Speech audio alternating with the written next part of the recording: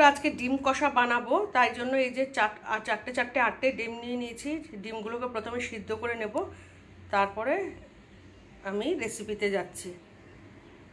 ডিমগুলো সিদ্ধ করার পরে খোসা ছাড়িয়ে নিয়েছি, আর এই মাঝখান থেকে একটু এরকম করে চিড়ে চিড়ে দিয়েছি, আর মাথার দিকটাও এরকম চিড়ে দিয়েছি।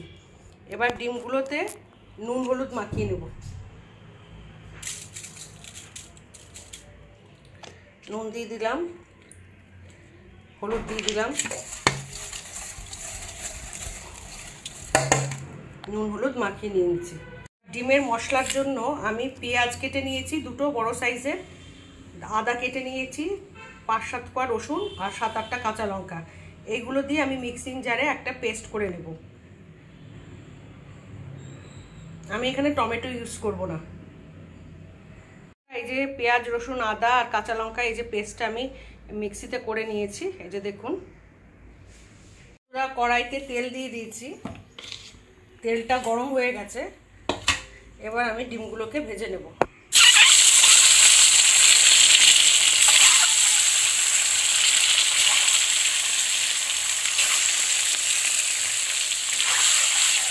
ডিমগুলোকে আমি কড়া করে ভাজবো না, জাস্ট হালকা করে একটু ভেজে নেব।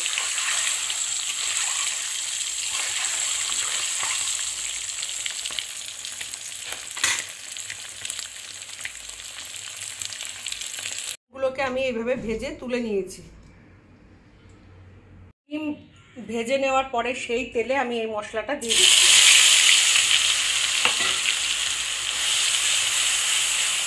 এখানে মশলাটাকে কিন্তু ভালো করে কষাতে হবে, খুব ভালো করে কষিয়ে নিতে হবে। যতক্ষণ না তেলটা উপরে উঠে না আসছে, মশলা থেকে ছেড়ে না দিচ্ছে, ততক্ষণ মশলাটাকে ভালো করে কষিয়ে যেতে হবে।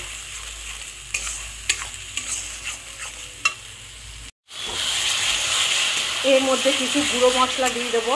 গুঁড়ো মশলা এর মধ্যে অ্যাড করব।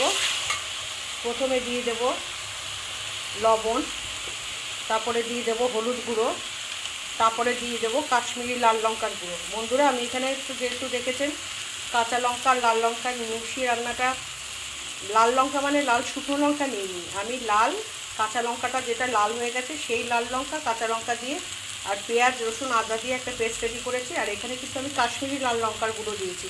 এটা ঝালের জন্য না, এটা স্বাদ মানে কালারটা হওয়ার জন্য আমি দিয়েছি।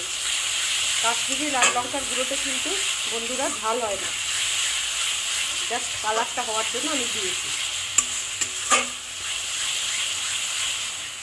ভালো করে করে মশলাটাকে কষিয়ে নিতে হবে। অল্প অল্প জল দেব আর কষাবো, যাতে মশলাটা পুড়ে না যায়।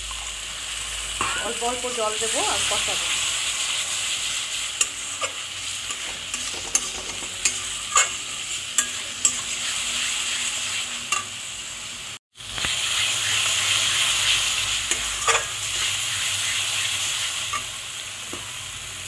আবার একটু জল দিচ্ছি।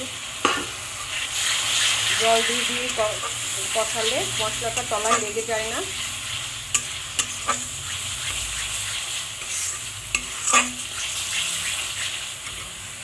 বন্ধুরা মশলাটা কষাতে কষাতে মশলা থেকে এই দেখুন তেল ছেড়ে দিয়েছে। আমি বলেছিলাম যতক্ষণ না পর্যন্ত মশলা থেকে তেল ছেড়ে না দিচ্ছে ততক্ষণই এটাকে কষিয়ে যেতে হবে।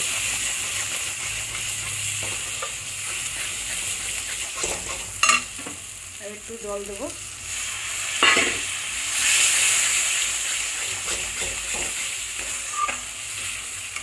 বন্ধুরা তেল পুরো রিলিজ করে দিয়েছে মশলা থেকে। এবার আমি এর মধ্যে জল দিয়ে দেবো।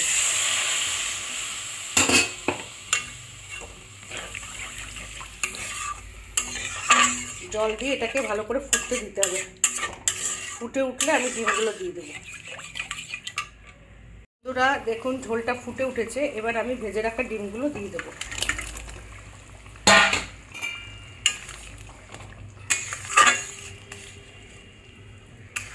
ডিমগুলো দেওয়ার পরেও এটাকে আবার ফুটতে দিতে হবে 5 মিনিট মতো। একটু নাড়িয়ে দিলাম যাতে তলায় লেগে না যায়।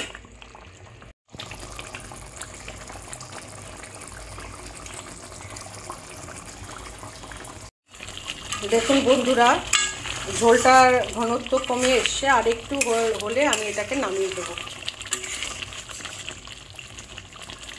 এটা আর একটু মাখা মাখা হবে।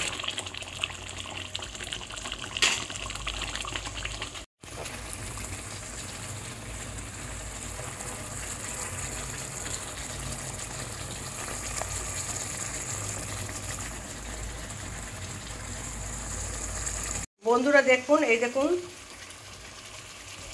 এটা হতে হতে দেখুন তেল উপরে উঠে এসেছে, তার মানে আমার তরকারিটা পুরো রেডি হয়ে গেছে ডিম কষাটা।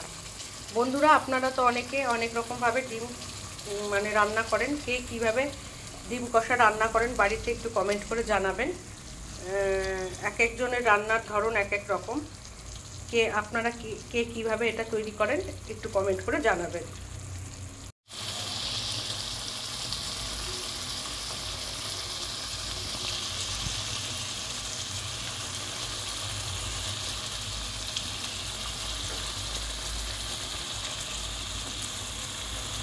গ্যাসের ফ্লেমটা বন্ধ করে দিচ্ছি। হয়ে গেল আমার ডিম কষা, দেখতেই পাচ্ছেন তেলটা উপরে উঠে এসছে। আপনারা কে কীভাবে বাড়িতে ডিম কষা করেন অবশ্যই একটু কমেন্ট করে জানাবেন। এর সাথে সাথে আমার চ্যানেল জয়াস পজিটিভ লাইফস্টাইলে যদি কোনো বন্ধু নতুন হয়ে থাকেন অবশ্যই চ্যানেলটাকে সাবস্ক্রাইব করে দেওয়ার জন্য মানে আবেদন করছি। পুরনো বন্ধুদের অসংখ্য ধন্যবাদ জানাচ্ছি। ভালো লাগলে রেসিপিটাকে একটা লাইক করে দেবেন আর কমেন্ট করে জানাবেন কেমন হলো। অবশ্যই আপনারা বাড়িতে ট্রাই করবেন, তারপরে কমেন্ট করে জানাবেন। তবে আজকের মতো এখানেই, আগামী দিন অন্য কোনো রেসিপি নিয়ে হাজির হয়ে যাব। নমস্কার, ধন্যবাদ।